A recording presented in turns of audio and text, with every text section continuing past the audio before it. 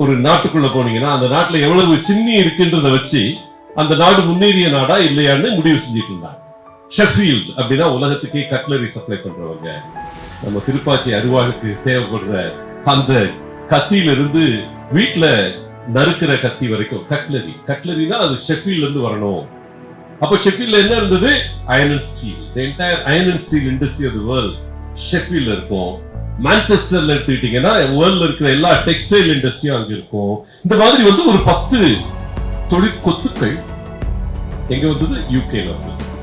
அந்த நேரத்துல அமெரிக்கால ஒரு சில தொழிற்கொத்துக்கள் கிளஸ்டர்ஸ் அங்கங்க உருவாகி அது எல்லாமே வந்து தொழில் நகரங்களாக உருவாங்க. டெட்ராய்ட் அப்படின்னா கார், எல்லா காரும் உலகத்துல அங்கதான் பண்ணுவாங்க.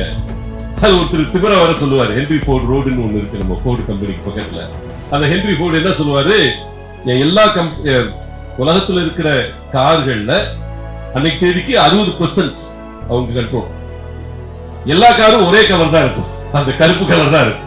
அவங்க முடிவு பண்ண அந்த டயத்துல வந்து யோசிச்சு பாருங்க, ஒரு மனிதன், தனி மனிதன் ஒரு நிறுவனத்தை உருவாக்கி அந்த காலத்துல வந்து உலகத்துல இருக்க கார்ல 60% ஏன் கார்? ஜப்பான் எழுந்து வருவதற்கு முன்னால், அதாவது உலக யுத்தத்துக்கு முன்னால் 1945க்கு முன்னால ஹென்ரி ஃபோர்டு. இன்னைக்கு அவர் பேர்ல அந்த ரோட்ல நீங்க போனீங்கன்னா அதை யோசிக்கணும், எப்படி இருந்தா ஒரு மனிதன் அந்த காலத்துல. ஏன்னா அந்த காலத்துல இருந்தது இண்டஸ்ட்ரியல் ஈரா. என்ன யுகம்? தொழில் யுகம்.